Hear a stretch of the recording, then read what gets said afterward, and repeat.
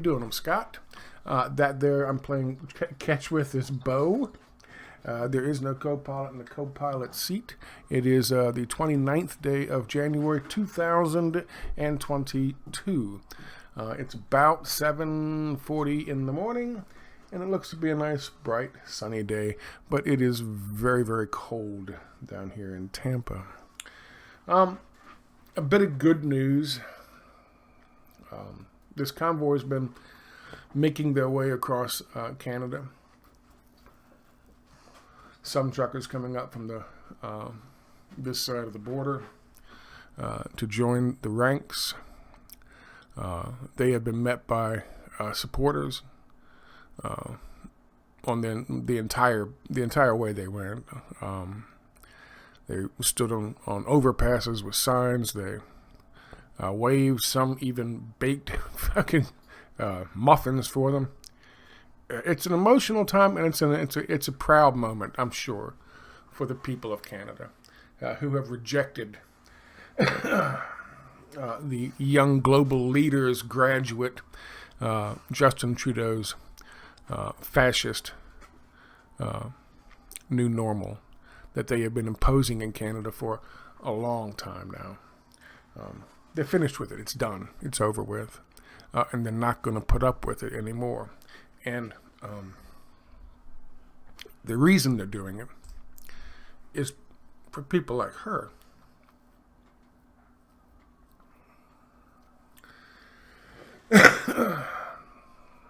People have come to understand that they cannot hand over this fucking world economic fascist fucking normal to their children and to their grandchildren. And so they are taking action, finally taking action in Canada en masse.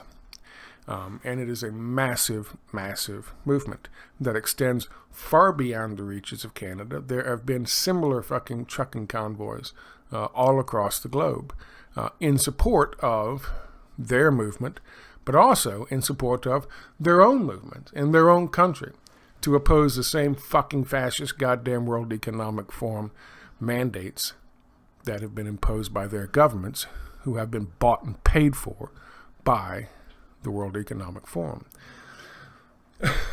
Someone, her name is Dr. Zoe Harcombe.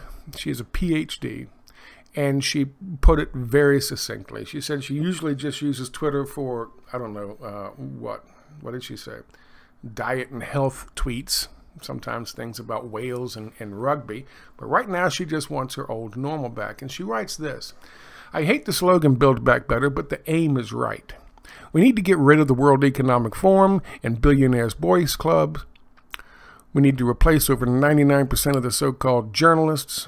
We need global health care that can cope with an increase in demand. And we need education that teaches how to think. Again, I would fucking add to that. She's absolutely 100% correct. She understands what the fight is with, who the fight is with.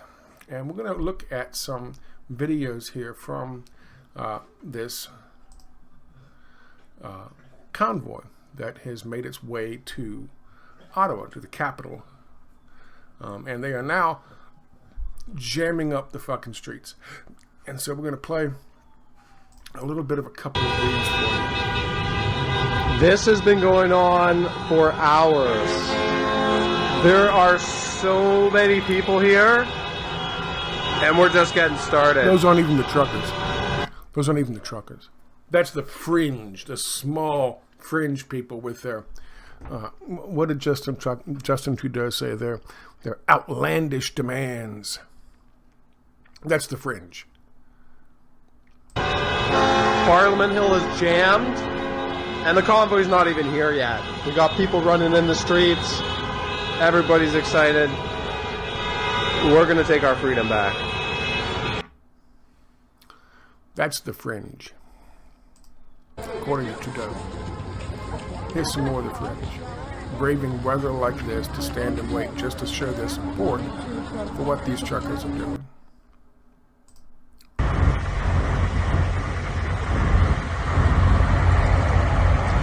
here we are.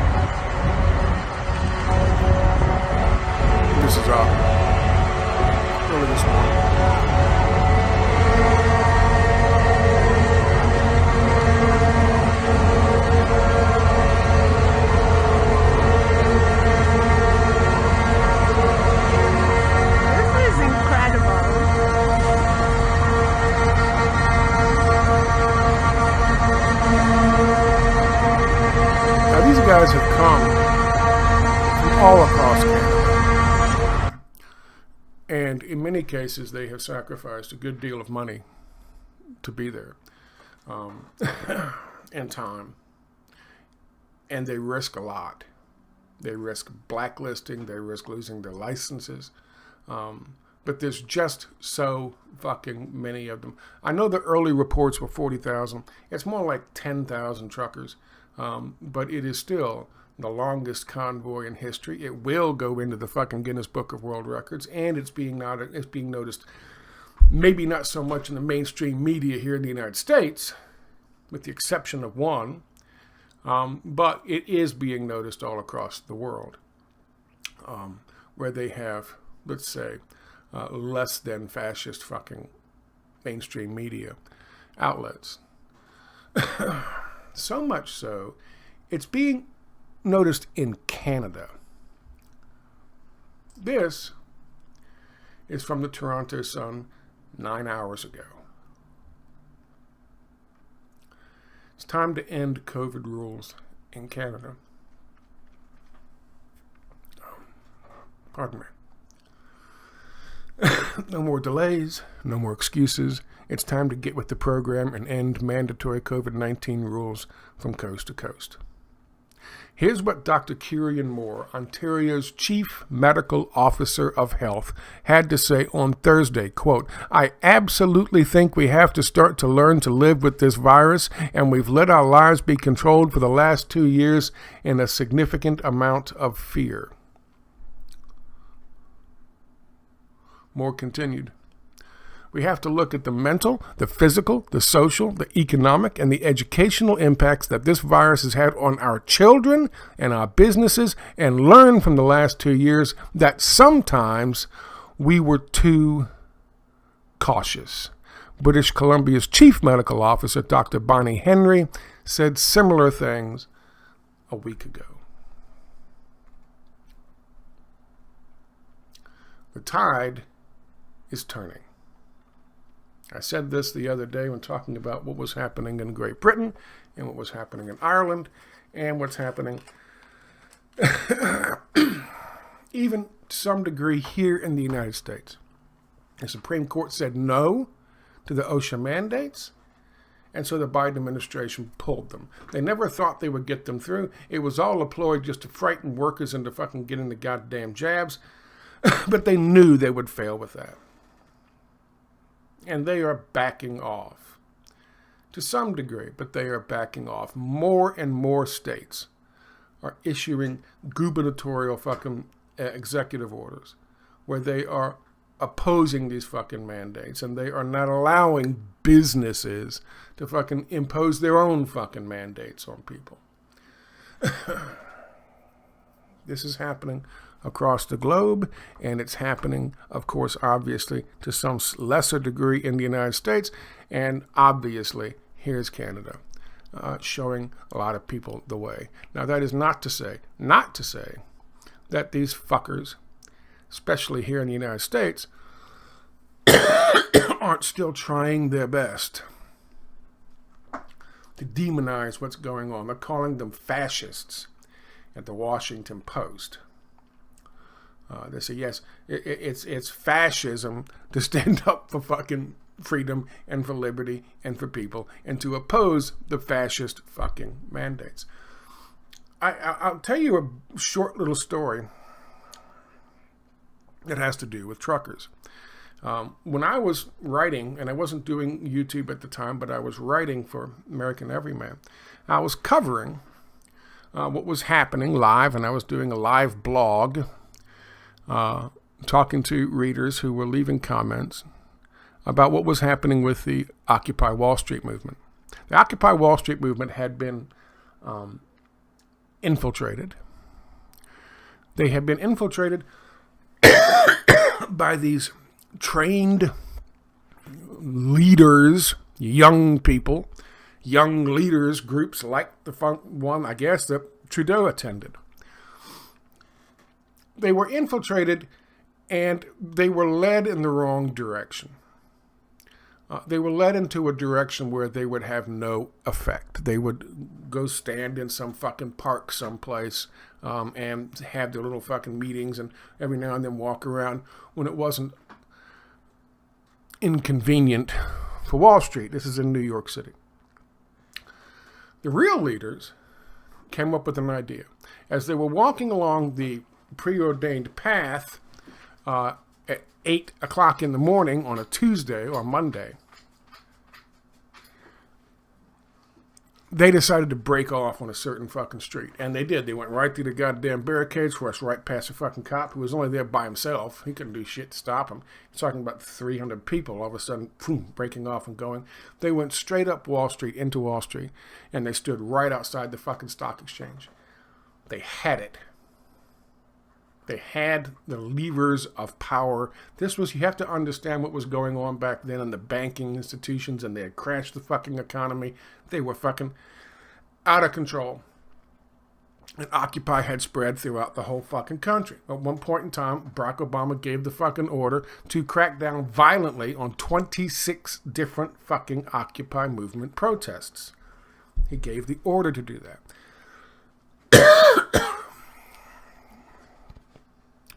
Just at that time, a couple of the real leaders who were standing actually on the fucking steps of the stock exchange right before they're supposed to open, the opening bell, and one of them had a phone, and she started yelling to the crowd in the microphone, "I'm on the phone with the head of the Teamsters. He sees what we're doing. He says, stay there, we're coming."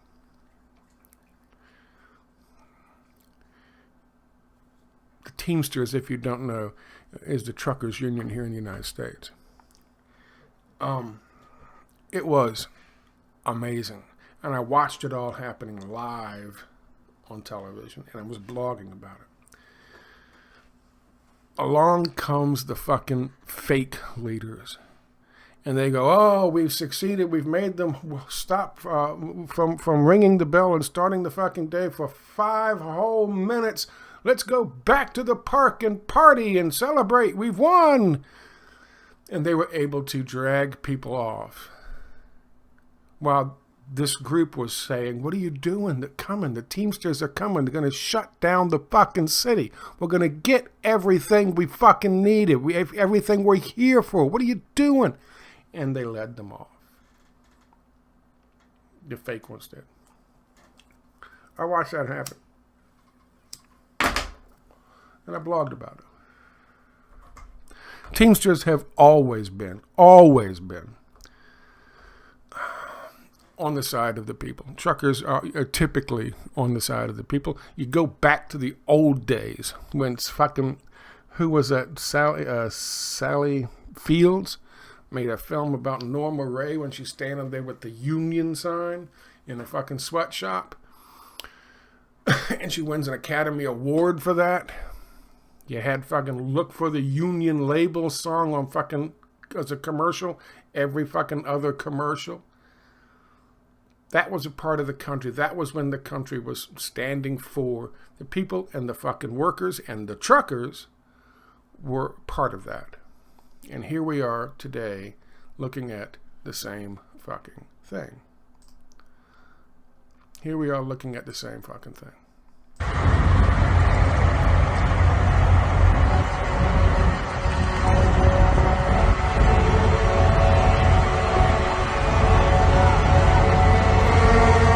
This is power. This is power. And it's power that they cannot fucking avoid. They cannot fucking ignore. If they do as they claim they're going to do, and they stay there, shutting down Ottawa until they get what they want, they will get what they want. And the people of fucking Canada will be liberated from this goddamn fascist oppression. There is no choice. They have no choice. Because every day they occupy Ottawa, businesses lose profits. And we all know in the West, our government works exclusively for business. Not for us, but for business. That's called fascism. Well, I've said before, and I meant it. That is a strength for them and a weakness.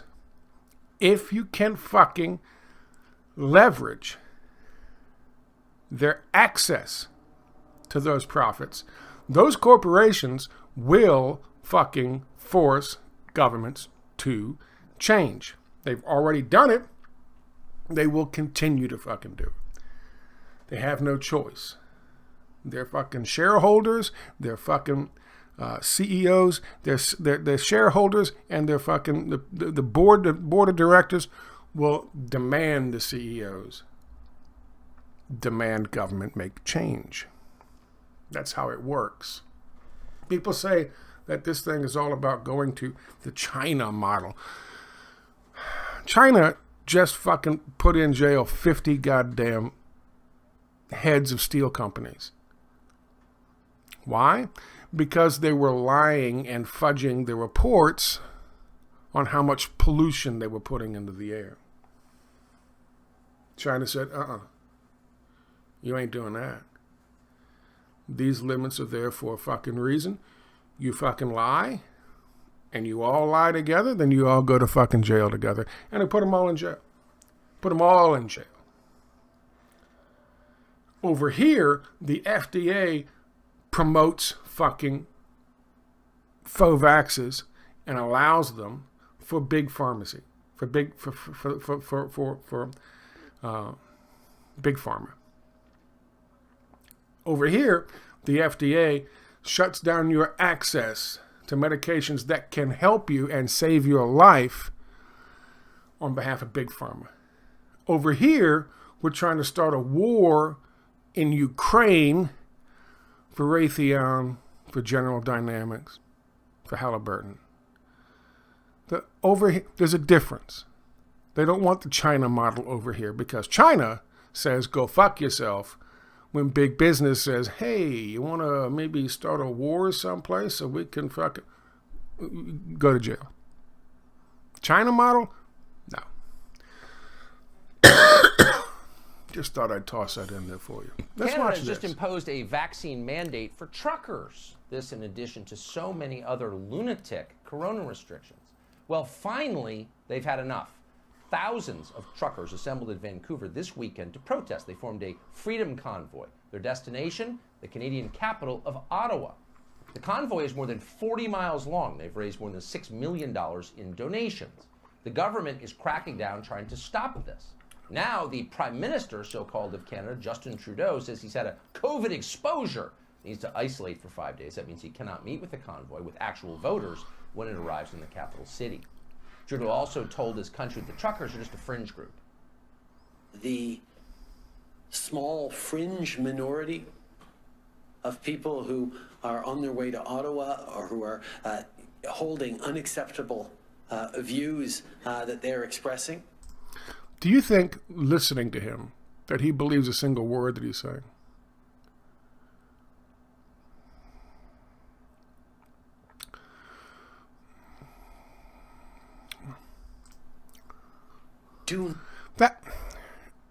Not to berate the point about China, but there has never been a video that I have seen.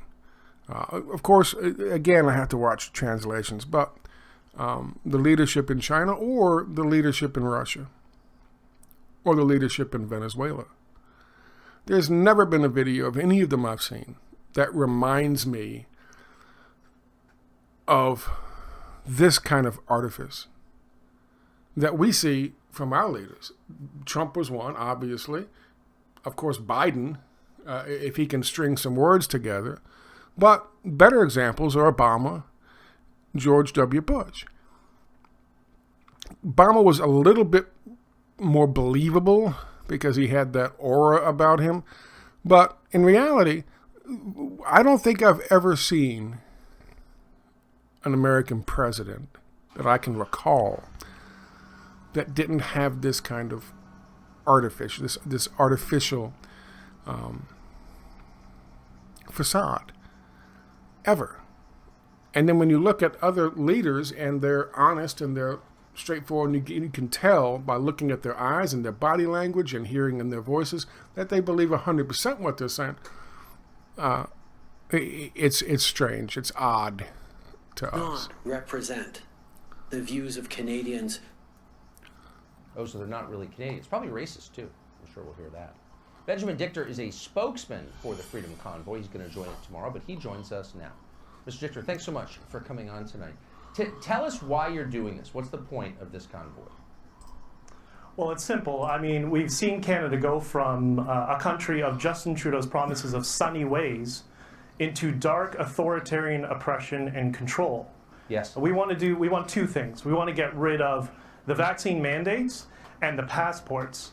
And the passports that's a really concerning one. Yesterday, it was my first time ever crossing the border in my truck with my digital passport. And I held my phone up to the border agent to give him the QR code. You know what he said to me? Oh, it's okay, I don't need it. So what do you mean you don't need it? He said, oh, your phone already popped up on my screen and is correlated with your passport. Can you think of that? Can you believe that? So they know everybody who's coming up to the border before they're there, and they're tracking them. Now, maybe it's outlandish, but what's to prevent the government from introducing that across Canada and not limiting it to just borders? And you guys are getting it as well, and you can thank us for it, because apparently, according to our sources within the media and within government, we have some close ties. Apparently, the Trudeau government, the Biden administration had no interest in it, but the Trudeau government lobbied and requested the Biden administration to introduce this. We don't know why. We don't know the terms of the deal. Are they going to be trading intelligence back and forth between Canada and the U.S. tracking cell phones? Of course, we have no idea. But this is where we're going if this does not stop. That's why this is the line. This is where it ends. Okay. Lot to cover there, a lot to unpack. He doesn't understand why this is being done. He doesn't understand why Justin Trudeau would push the Biden administration to adopt this technology. I do know why. And the answer is right in front of your fucking face. And I have to say, when I mention our names like Mrs. Merkel, even Vladimir Putin and so on, they all have been young global leaders of the World Economic Forum. Mm-hmm. But what we are very proud of now is the young generation, like Prime Minister Trudeau, President of Argentina and so on, that we penetrate the cabinets. We penetrate the cabinets. So yesterday I was at a reception for Prime Minister Trudeau. Okay, I don't understand what the fucking... That's not my microphone doing that. That's theirs. He tells you right there. He tells you right there. They've penetrated the cabinets, and they are imposing changes to these governments to appease these fucking World Economic Forum leaders. Which, by the way, is made up of 2,000 of the world's largest corporations and their CEOs. Ladies and gentlemen, boys and girls, look up the definition of sedition. Right now, they're trying to charge some Fed. The Feds are charging another Fed with sedition so they can fucking charge all these people with sedition from the insurrection of 1/6. That's not sedition. They said there was a plan to bring guns over when they had the fucking Capitol. They had the Capitol. They didn't bring the guns over. So what the fuck are you talking about? This is sedition. Trudeau is pushing their fucking agenda, and it's not going to fucking stop.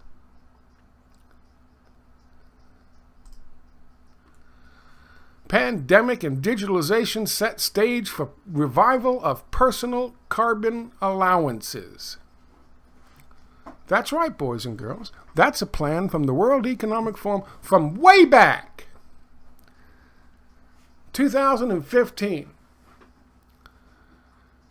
People say this is like the social credit score for Japan, for China. No, it isn't.